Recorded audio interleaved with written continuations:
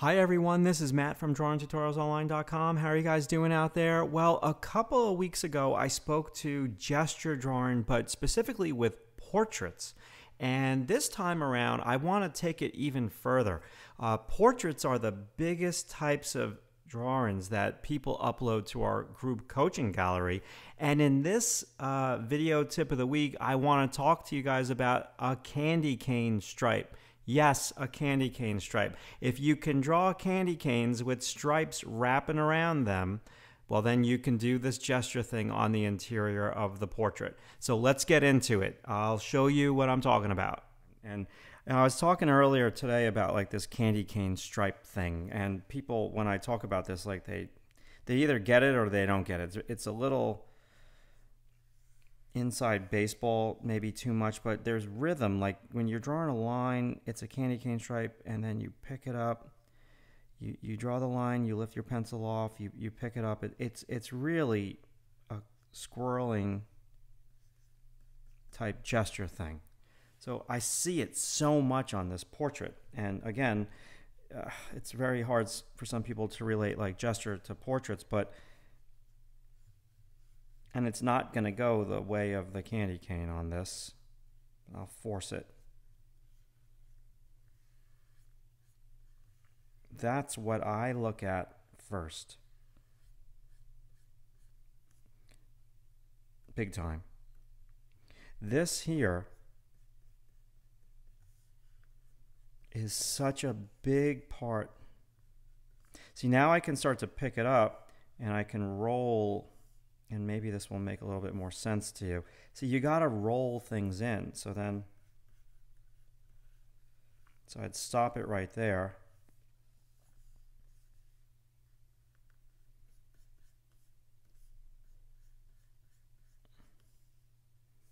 And then, yeah, actually, I'll keep going with that.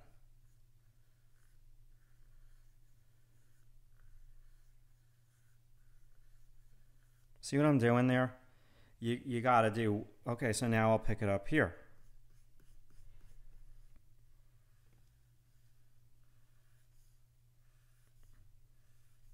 See, these are rhythm lines that connect things like a candy cane stripe that rolls around the candy cane. See, right now, the way some people see candy canes is just like that. I know this is ridiculous, but it works. You got to trust me. So your digital painting is phenomenal. Like, I love it. I love the value structure. I love the brushwork. But you're missing some key ingredients that is this guy, okay? The other thing that is really happening for me are tilts, but I don't want to keep talking about the same thing over and over again because that bores people.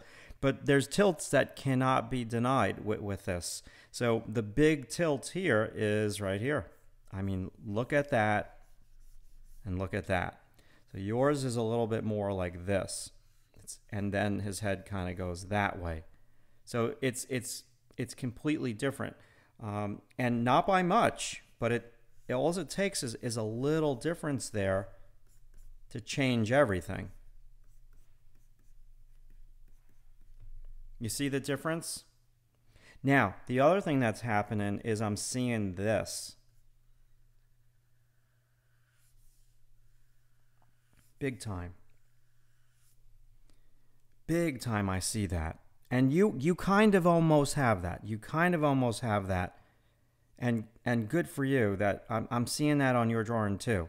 The issue is that this feels straight up and down. So this just needs to be tilted a little bit more. This should really wrap.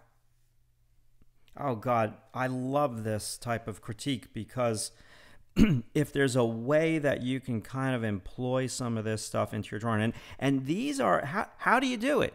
How do you employ this stuff into your drawings? Both figure drawing, hand drawing, foot drawing, portrait drawing.